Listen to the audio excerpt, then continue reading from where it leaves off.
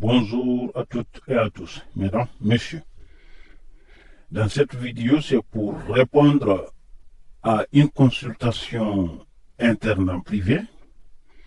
Quelqu'un qui me demande en privé si réellement il existe des textes de l'islam qui parlent du sexe par l'anus. Que ce soit avec des hommes, que ce soit avec des femmes, ou même qu'il aurait entendu avec des animaux. Est-ce que cela était possible? Est-ce qu'il y avait des textes réellement qui en parlaient? Et donc nous allons essayer de répondre à cette consultation. Je lui ai promis que je vais répondre par une vidéo. Et mon cher auditeur, et je t'invite alors à prendre note et je vais te laisser un lien. Donc oui, effectivement, il existe plusieurs hadiths qui en parlent. Mais là, pour ne pas allonger cette vidéo, parce que je n'aimerais pas que la vidéo dépasse les 10 minutes, pour ne pas allonger inutilement la vidéo, on va chercher la bibliothèque, on va aller voir ça dans la bibliothèque de l'islam. Dans la bibliothèque, donc un résumé de tout ce qui s'est dit. Et on va voir. Et donc, ici, vous avez ce site, ici, qui est la bibliothèque islamique. Et donc, ici, qu'est-ce que nous lisons? Donc, bien que vous voyez ici indonésien, anglais, français, Dutch et espagnol, et voilà, même si vous cliquez dessus, ça fait rien. Donc, c'est que toutes les parties compromettantes, vous n'allez pas les retrouver dans ces langues-là. C'est uniquement en arabe. Ça, c'est expliqué uniquement en arabe. Et donc, ici, vous avez dans la partie 4, à la page 32, c'est-à-dire dans la section, le chapitre du livre des menstruations. Et donc, vous allez retrouver où on en parle de ça, où cette question est bien résolue et expliquée. Et donc, on va voir si on peut traduire. Et donc là, c'est l'explication qui est donnée. Et effectivement, ici, ça nous parle de ça, ok, effectivement. Et donc, on va voir si on peut traduire ce site, parce que beaucoup parmi eux, voilà, des sites que ça ne nous laisse pas. Et donc, on va voir si on peut le traduire. Voilà, hop. Nous avons de la chance, ça prie. Et donc, ici, qu'est-ce que nous avons?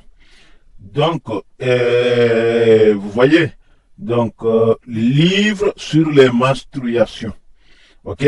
Et donc, ici, vous avez, bon, ça vous dit page, bon, voilà, donc, maintenant, bon, partie, ok, 32, ok, vous voyez. Et donc, là, c'est l'explication de Al-Nawawi sur les musulmans, pour les musulmans, ok. Donc là, il donne des explications, effectivement, sur la consultation que ce monsieur est venu me faire. Et donc, chapitre de l'obligation, de l'eau, là, de cette partie, ça veut parler vraiment du sperme, ok, et par de l'eau, c'est-à-dire, c'est laver le sperme par de l'eau, ok.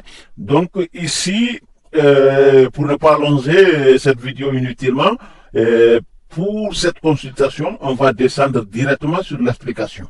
Donc là, c'est voilà, je vais vous joindre le lien et puis voilà, vous pouvez prendre, et parce que d'ici peu, ce site, vous n'allez pas le retrouver. Hein, parce que ça m'est arrivé beaucoup de fois que je fais des vidéos, je fasse des vidéos. Et après, sur un site, voilà, ils le suppriment. On ne voit plus ce site. Voilà, ils vont l'enlever cette page ou cette partie. Voilà, c'est la corruption en islam. On peut pas. Donc, donc là, on va aller directement. Donc là, la page 32. Ok, ici, on voit le sens de l'effort. Donc là, c'est des explications sexuelles. Vous voyez, l'islam, le sexe et Allah, c'est vraiment le même. Donc voilà, donc là, Dieu c'est mieux. Allahu a'lam. Donc vous savez, en islam, voilà, donc tous les mensonges, et qu'à eux-mêmes, ils certifient que ça c'est faux, ça c'est inexplicable, c'est inacceptable, mais ils vont dire c'est seulement Dieu qui sait. Donc ils vont, voilà, pour s'en sortir, ils vont vous mettre cette connerie. Le sens des hadiths, donc là c'est des hadiths de se laver, ne dépend pas de l'émission des spermes, mais plutôt lorsque, voilà, bon, ok, du valve, il y a des désaccords aujourd'hui à ce sujet, vous voyez. Donc aujourd'hui à ce sujet, il y a des désaccords, mais il y en a eu d'accord, il y en a eu d'accord. Il y a eu des désaccords à ce sujet entre certains compagnons et c'est après eux. Mais un consensus a été atteint sur ce que, voilà, sur ce qu'il est en train de mentionner là, ce qu'on est en train d'expliquer ici. Une explication, voilà. Nos compagnons disaient, si, voilà, est absent, voilà, regardez ici, ok, donc là, lisez. Nos compagnons disaient, si le glande est absent dans l'anus d'une femme, ou dans l'anus d'un homme, ou dans l'anus d'un animal, ou dans l'anus d'un animal, alors les ablutions sont obligatoires. Que la personne y soit insérée ou non, vivant ou mort, jeune ou vieux, ou si c'était intentionnel ou par oubli, si c'était volontaire ou forcé, ou bien la femme, ou bien c'est-à-dire dans une autre supposition. Si la femme insère le pénis pendant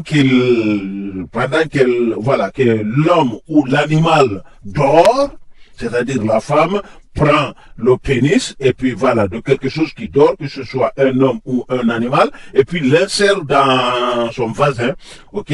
Si le pénis s'est plongé ou non, ou si il est circoncis ou pas, et alors dans tous ces cas-là, il est obligatoire de se laver, ok?